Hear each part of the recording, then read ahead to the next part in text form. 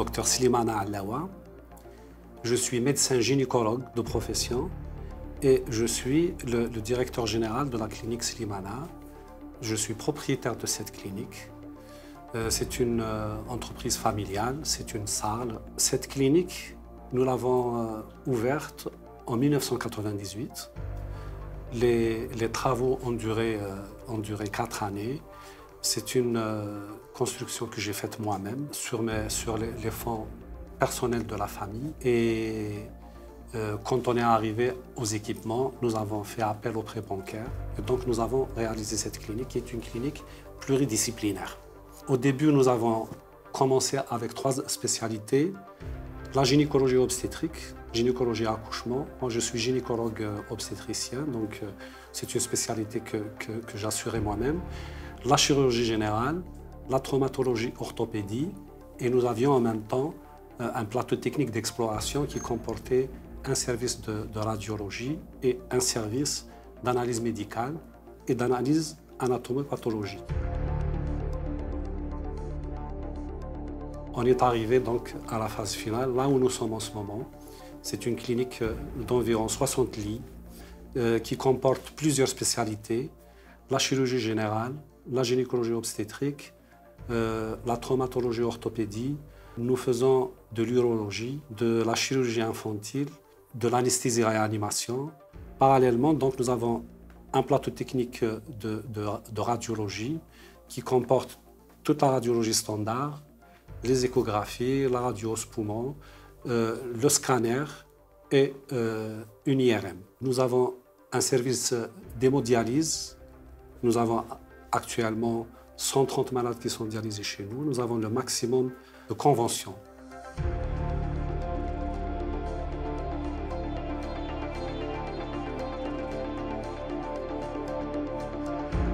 Nous avons un service de maternité qui fonctionne 24/24 et nous avons aussi donc des urgences 24/24. Cet établissement a apporté énormément d'aide pour les patients de notre région. La période du Covid, nous assurions les urgences et ça nous est arrivé de recevoir jusqu'à 200-300 urgences. C'était un afflux extraordinaire. La structure ne suffisait pas.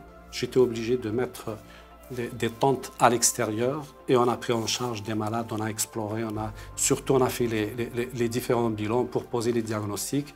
Et quand un diagnostic est posé, on orientait les malades vers le CHU qui prenait en charge les hospitalisations.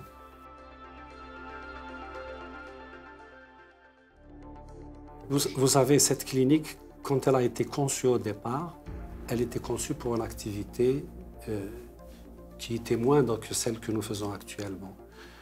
Et avec le temps, il a fallu faire des extensions. Nous sommes passés au Calpi. Nous avons demandé l'extension sur un terrain de 2000 m² qui est en face de la clinique. Un terrain qui appartient à l'État, qui appartient à l'agence foncière, à l'APC. Nous avons eu l'accord du Calpi.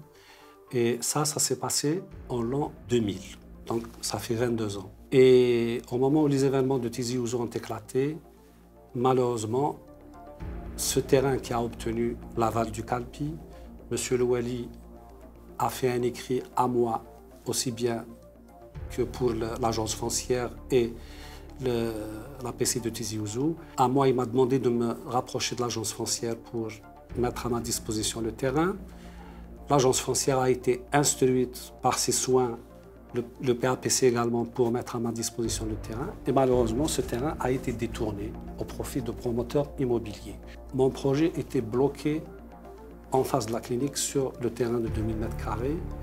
J'ai voulu faire une extension sur le peu de terrain qui me reste à l'intérieur de la clinique. Terrain pour lequel je dispose de livrets fonciers. Ces 2 parcelles mitoyennes avec 2 livrets fonciers. J'ai voulu faire l'extension sur ce terrain. C'est un droit. Il répond aux normes urbanistiques. Le dossier, l'étude a été faite. Ça nous a coûté plus de 400 millions de centimes. Et On a déposé le dossier auprès de l'APC pour obtenir notre permis. Malheureusement, depuis plus de 4 ans, le dossier a été bloqué. J'ai acheté notamment un scanner 80 barrettes Toshiba qui est destiné pour l'exploration cardiaque, notamment pour faire une extension en chirurgie cardiaque. Et je n'ai pas pu l'exploiter malheureusement. Son tube probablement maintenant défectueux.